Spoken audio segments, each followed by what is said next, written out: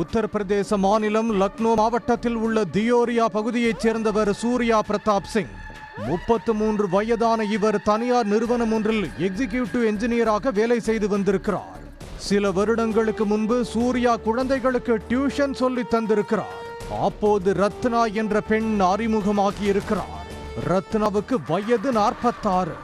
அவருக்கு 17 மற்றும் 15 வயதில் 2 மகள்கள் உள்ளனர். ரத்னாவின் கணவர் குடிக்கு அடிமையாகி சில வருடங்களுக்கு முன்பு இறந்து போயிருக்கிறார். தனி ஆளாக மகள்களை வளர்த்து வந்த ரத்னா அவர்களை நன்றாக படிக்க வைக்க முடிவு செய்திருக்கிறார். அதற்காக சூர்யாவிடம் டியூஷனுக்கு அனுப்பியிருக்கிறார்.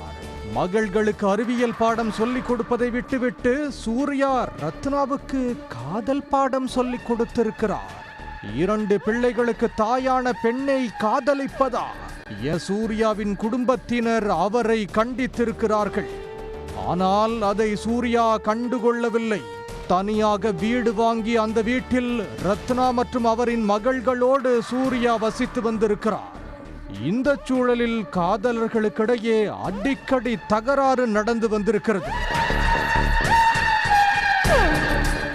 சம்பவத்தன்று வழக்கம் போல் ஏற்பட்ட தகராறில் ரத்னா தனது மகள்களோடு சேர்ந்து சூர்யாவை கழுத்தறுத்து கொலை செய்திருக்கிறார். இரவு 10 மணி அளவில் கொலை நடந்திருக்கிறது.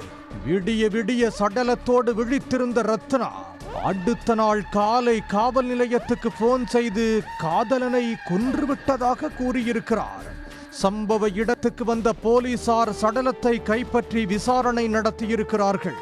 தனது மூத்த மகளிடம் சூர்யா தவறாக நடந்து கொள்ள முயன்றதாகவும் அதனால் அவரை கொன்றுவிட்டதாகவும் ரத்னா வாக்குமூலம் கொடுத்திருக்கிறார். ஆனால் இதை சூர்யாவின் தந்தை நரேந்திர சிங் மறுத்திருக்கிறார். சூர்யா பெயரில் இருந்த வீட்டை தன்னுடைய பெயருக்கு மாற்றித்தரச் சொல்லி ரத்னா வற்புறுத்தி வந்ததாகவும் சூர்யா அதற்கு மறுப்பு தெரிவிக்கவே 2 மகள்களோடு சேர்ந்து கழுத்தை அறுத்து கொன்றுவிட்டதாக புகார் அளித்திருக்கிறார். நரேந்திர சிங் அளித்த புகாரின் பேரில் ரத்னா மற்றும் அவரது 2 மகள்கள் மீது கொலை வழக்கு பதிவு செய்த போலீசார் அவர்களை கைது செய்து விசாரணை நடத்தி வருகின்றனர்.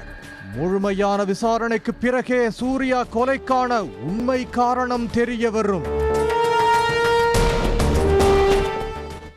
உடனுக்குடன் செய்திகளை தெரிந்து கொள்ள சன் நியூஸ் பெல் ஐகானை கிளிக் பண்ணுங்க.